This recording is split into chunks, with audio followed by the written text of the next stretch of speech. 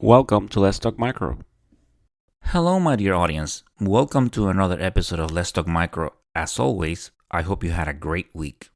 As usual, you can always find Let's Talk Micro on Apple Podcasts, Spotify, Amazon Music, Goodpods, wherever you listen to podcasts, you can find Let's Talk Micro.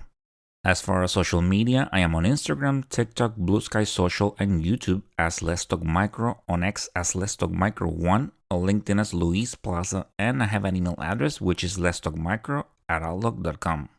So either via social media or via email, you can reach out with any suggestions, any feedback. They are always welcome and appreciated. So please go ahead and subscribe to the podcast, download episodes, and if the app allows you to do so, please go ahead and leave a review. Thank you so much for the support. And speaking of support, as you know, the Let's Talk Micro podcast does not have any sponsors. So if you want to support the podcast in any way, you can do so via a Venmo link or via Buy Me a Coffee, KOFI, both links available on the show notes. As always, I am so grateful for your support. I really enjoy doing this podcast and I want to grow it more. So if you're a company that you are listening and you would like to support the podcast, please go ahead and contact me at letstalkmicro@gmail.com. I really want to grow it, bring more content, so I think that maybe with a sponsorship, it will help it grow. And as you know, learning about antibiotics can be difficult, so if you are looking to learn more about antibiotics, please check out www.learnantibiotics.com and the Learn Antibiotics book available on Amazon. These resources include cheat sheets, practice tests, games, and more, and they are being used by thousands of people worldwide and may be helpful for you or your colleagues. And these are some great resources from Dr. Timothy Gauthier, a very passionate pharmacist. If you haven't checked out the previous episode, please go ahead and do so. It was a great episode where I had Janet Hindler as a guest. And if you're in the microbiology community, I am sure you know who she is. She started in the lab as a medical lab scientist, and she was and is very passionate about microbiology. Her career has been exceptional. Talk about a career and going above and beyond the lab. She did some work with the CDC. She worked on training programs. She is involved with the CLSI, which is the Clinical Laboratory Standards Institute. Talk about so many things. Probably like a lot of us in microbiology, maybe we spend our whole careers, just working on the bench in the hospital, which is okay, right? It's very important work. It's for the patients, but talk about so many other things, and maybe most of us don't do them. And here we have a person that started working on the bench and then decided to get involved in more things. So for me, it is such an inspiration. Because if you are listening to this, you know that I'm doing something a little bit more beyond the bench. I really wanted to share information. I really wanted to learn more and connect with people. And I'm doing this, I'm doing so with this podcast. Sometimes we are working on the bench and we are thinking about doing something different, but we don't know how to proceed. And that brings to mind an episode that I did, where Dwayne Newton was a guest. He talked about navigating your path. And that came to mind because sometimes, when we think we can do more, perhaps, and this is something that Dwayne said, it is not in terms of less or more, but actually different. So maybe you want to do something different and you don't know how to proceed. This is something that is very real. And in the episode, Janet also talks about the value of networking. And I can really attest to this because I have, with this podcast, I have networked so much and there's some great value in that. So Janet talks about go to meetings, go to professional meetings, meet people. If you have a question about something, if something looks interesting to you, reach out to that person. That's what I do with this podcast. I read an article, I listen to a talk, and I find it interesting, and I reach out to the person. Bottom line, something to take from this is that don't feel that it is impossible to achieve something. Take me, for example, years ago, I was working in the lab, and my main goal was to learn the benches, right? To get really good at working up cultures. And I felt the need to do something different. I felt like maybe I could make a larger contribution to the field, and I wasn't sure how to do it, and maybe I explored the area of being a supervisor. And then with that desire, eventually, this podcast was born, which is something that I really love, as I said many times. So here I am, years later, with a podcast and a master's degree. All this time I've been working on the bench still. So definitely check out this episode if you haven't already. And as I said this, it came to mind that in one of my feedback, I submitted a survey, and one of them was that I used the word definitely too much. So I'll try to scale it back, but check out the episode if you haven't already. Okay, so let's go ahead and move on to today's episode, and it is me talking about an organism.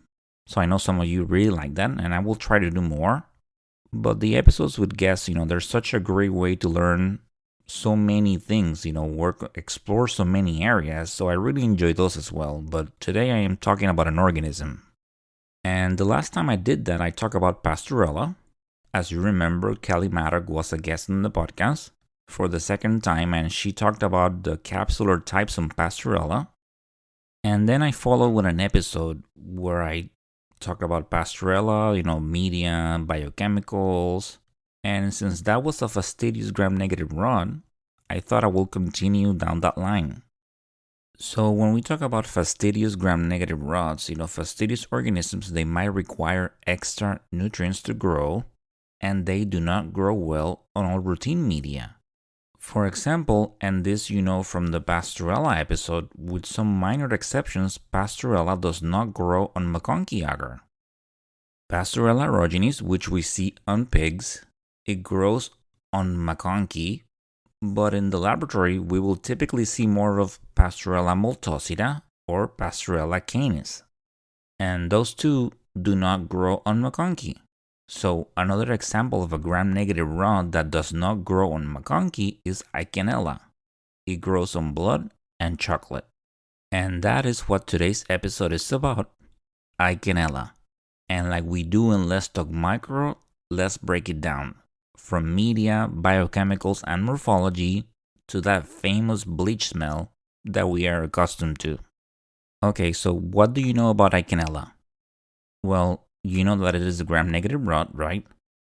And I mentioned the media that it grows and the media that it does not grow. I also mentioned the smell of bleach.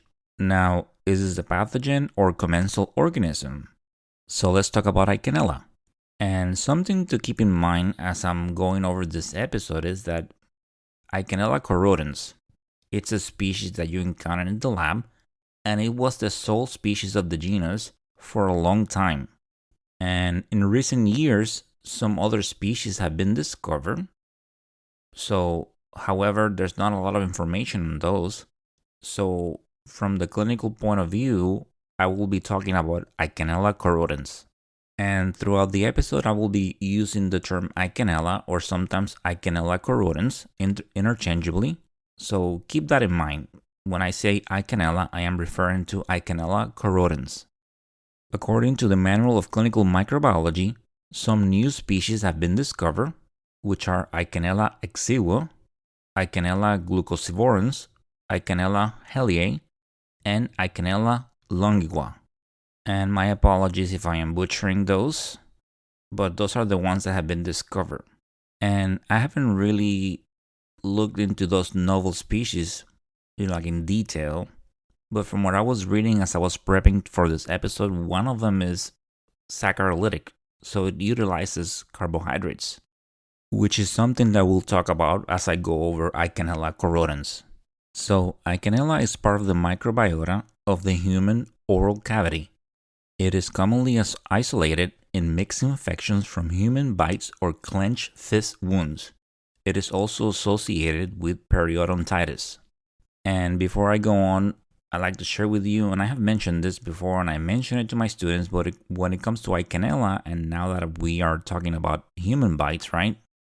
And I remember one time in the lab where I was working a sample, it was a wound culture, and I think it was from like a toddler. And it was a bite to the forehead.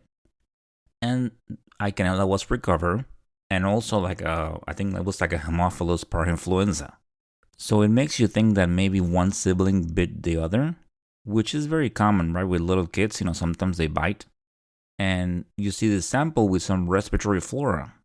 And the other thing that I want to mention is maybe those of you that are listening and you like forensic files, I remember years ago watching an episode where a person was unfortunately assaulted, and one thing the victim did was this person bit the assailant. And then after a while, there's a report of someone that goes to the hospital with a bite wound, and they did a culture, and then Eikenella was recovered. And one of the things they did was, they matched the bite marks. But it was kind of interesting seeing, right, how that happens. The victim bit the assailant, and then Eikenella was recovered. So as a micro nerd, I just found this interesting. Okay, so let's go ahead and continue with the episode. Besides periodontitis and human bites, it has been associated and recovered from infections such as osteomyelitis, upper respiratory infections, joint infections, and endocarditis. Typically, in these infections, it grows with the members of the respiratory flora, such as staph or strep. So when you recover this organism, you typically have also like staph growing or strep growing. Risk factors for this organism are diabetes, dental manipulations, and intravenous drug use. And if you are thinking about this, you can probably, dental manipulations, they make sense, right? Because it's like an oral organism, it's part of the oral flora. But how does IV drug use or diabetes, how is this a risk factor? And the answer to that is that for diabetes, it has to do with puncturing the skin, for glucose testing. And how about for IV drug users? Well, for that, it is due to the licking of the injection site. Very interesting, right? By licking the injection site, you are introducing respiratory organisms, organisms that are part of your oral flora. So, very interesting. Those of you that are listening, as you are listening to this episode, I know you heard, right, endocarditis, and maybe something comes to mind. So we're going to take a minute and talk about that. Does endocarditis makes you think of something, as we are talking about Eikenella and we think of the letter E, right? Well, there is a group of organisms that are known to cause endocarditis.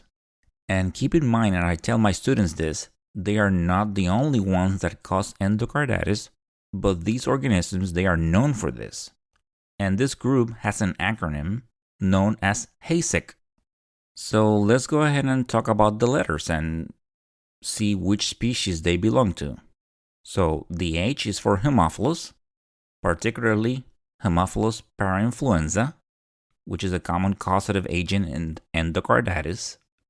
The A is for Aggregatibacter. And there are two species, Aggregatibacter aphrophilus and Aggregatibacter actinomycetum comitans. And you know what? Let's go ahead and say this one more time. Aggregatibacter actinomycetum comitans. The C is for Cardiobacterium, the E is for Eikenella, and the K is for Kingella. And you might have seen those in the lab, but you have, the Cardiobacterium, you have Cardiobacterium hominis. I'm talking about Eikenella corrodens. And for the K, you have Kingella kingae. All members of the HACEK group are part of the oral flora. And we'll talk more about the other members at a later time. But let's go ahead and keep the focus on Eikenella. The gram stain, as mentioned, is gram-negative rods, and they are described as slender. This means that they are unmistakably gram-negative rods, and you know where I'm going with this.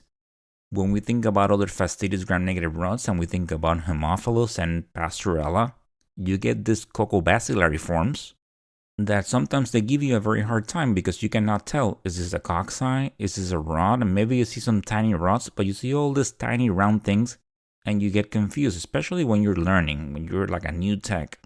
But that is not the case with Eikenella. You see it and they are full-on gram-negative rods. As far as media, it grows well on blood and chocolate, but the colonies are small, and even at 48 hours, they are not as large as other colonies. And this is something good to keep in mind because when you think about Enterobacterialis and Pseudomonas aeruginosa, like, you subculture a colony, and in a good 15 hours, you have some very healthy, robust growth. And that is not the case with Eikenella. A lot of times when you are trying to isolate it, it is mixed with other organisms. So you grab that colony and then, the very small colony, you sub it to a blood, like a blood agar plate. And then, it grows slower. So then you don't know if it's mixed or if it's pure. So that might delay testing a little bit. Especially is those of you that work in the lab, sometimes you know that we work in a culture and then we try to isolate something and we subculture it at 3 p.m., let's say, towards the end of the day. And then someone comes in at 6 a.m. and takes out the plates the next day. Well, at 6 a.m., that organism is not going to be fully grown yet. One thing that is mentioned in textbooks is that Eikenella requires hemming to grow, unless it is incubated at 5 to 10% CO2. And this is something that, in the lab, cultures where these organisms they are typically isolated from are placed in CO2 incubators. For example, blood cultures, respiratory cultures, and wound cultures, all of those, they go in CO2 incubators. And that is very constant across labs.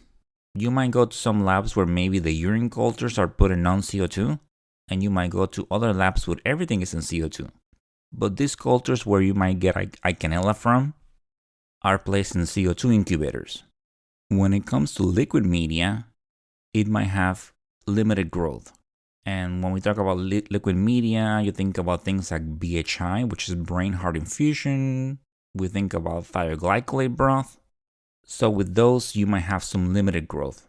As far as the colonies, they are small and they have clear centers. And the colonies, they may pit or corrode the agar. Older colonies might have a yellow color. And as I mentioned, though we should never smell plates, actively go in and smell plates. Some organisms, they do emit an odor. Like as Streptococcus aeruginosus, you get that butterscotch, Pseudomonas, you get that, what the textbooks call grape. But I don't really think that it is like that. It's more like a fruity odor. Not tortilla chips. I know some of you out there think that it is tortilla chips. I'm just kidding, of course. I know that a lot of you think that Pseudomonas smells like tortilla chips. And that is okay. Well, in the case of Eikenella, the smell is bleach. And I have to say that really helps because sometimes you are reading these cultures and maybe you see on the initial gram stain, you see gram-negative rods and you cannot find them in the culture. But then the smell of bleach hits you and maybe you look a little bit closer. And this is something that might happen when you have cultures that are like soft tissue cultures, like just those wound cultures. Because the respiratory cultures, they tend to be a little bit messy and you look at the chocolate and you immediately see, like, let's say, you see Haemophilus or something like that. But maybe with these wound cultures, sometimes it might be a little bit difficult. Like let's say you have like a lot of staph growing, a lot of strep, and you see that the tag, so gram-negative rods in the initial smear, but then that bleach smell makes you look closer. So when you are reading cultures and you see that gram-negative rods were found on the initial smear and you are not seeing them in the culture, take a closer look because the colonies are small and maybe pay attention to that bleach smell, but don't go smelling plates. So take a closer look at your culture and maybe look for those smaller colonies. Okay, so let's go ahead and talk about biochemicals. As far as biochemicals, and I mentioned something early in the episode, Eikenella corrodens is asaccharolytic. That means that it does not utilize carbohydrates, which, as you know, carbohydrate utilization is something that is big, used in identification of organisms. As you know, with the Enterobacteriales, that they ferment glucose, some ferment lactose, and then you use tests like the triple sugar iron test to identify these organisms. But Eikenella does not utilize carbohydrates, and that is Eikenella corrodens. As I mentioned earlier, I think one of these novel species they can actually utilize carbohydrates. Okay, so as far as other biochemicals, it is oxidase positive, indole negative, and catalase negative. It reduces nitrate to nitrite. It hydrolyzes ornithine and lysine. So how do we identify it? Well, as I was looking through some of the textbooks, and maybe you don't do this because we have things like Vitek and Malditov, but a positive ornithine decarboxylase test and lack of acidification can be used to identify it. And then MALDI-TOF MS also identifies it, and there's a card for the VITEC systems, which is for the VITEC 2 systems, the NH card, that also identifies it. But keep in mind that when you're doing MALDI-TOF, you only need like a few colonies. But if you're using this NH card, you need a very heavy McFarlane, which starts at 2.7. So that means that you need a full plate basically, because these colonies are small. And depending on how mixed was the initial culture, then maybe you were only able to grab 1 or 2 colonies to sub out your organism. Then the next day it takes longer to grow, and it might not be ready. Maybe you don't know if it's pure or not, so you might have to wait another day and then set up the NH card, and that takes another day. So as you know, all in micro is about time, so keep that in mind when you're using the VITEC system, but it is an option, and so is MALDI-TOF. And there are some nucleic acid methods, but those are not available in the United States. Okay, so let's go ahead and briefly touch on susceptibilities. And as usual, I'd like to refer you to the CLSI, Clinical Laboratory Standards Institute, specifically the M45 for Eikenella.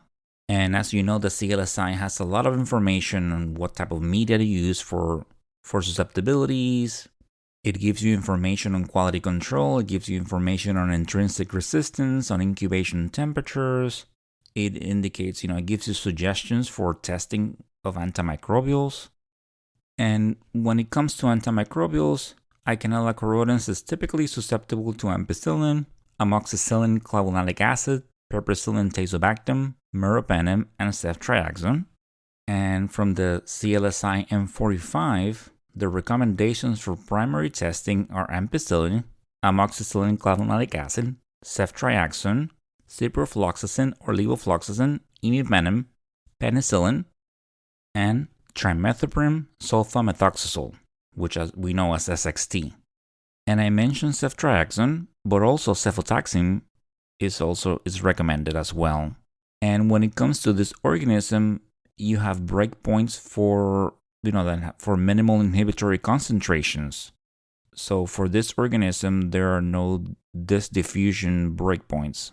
And for the benefit of everyone, because I've been saying CLSI M45, as you know, I typically refer to the CLSI M100, and that's the main document that has a lot of information on some of the organisms that you commonly see in the lab, such as, your staph, your strep enterococcus, enterobacterialis, non-fermenters, anaerobes, and the CLSI M45 has information on fastidious organisms and other organisms like Micrococcus, Lactobacillus, Corynebacterium.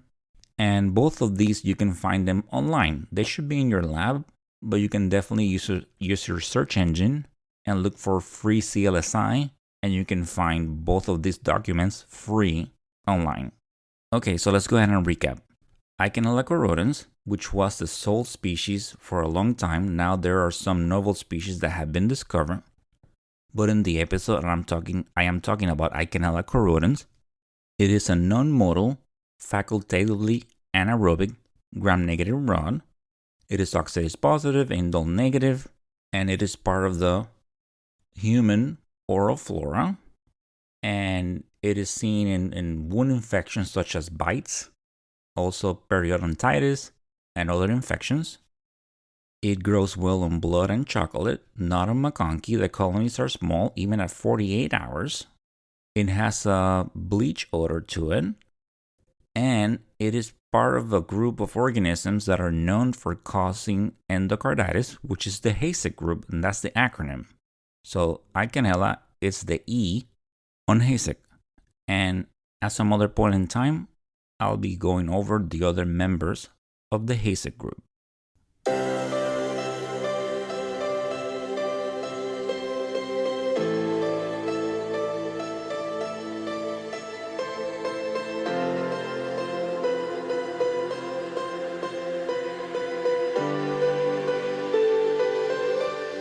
And that, my dear audience, it's the end of this episode.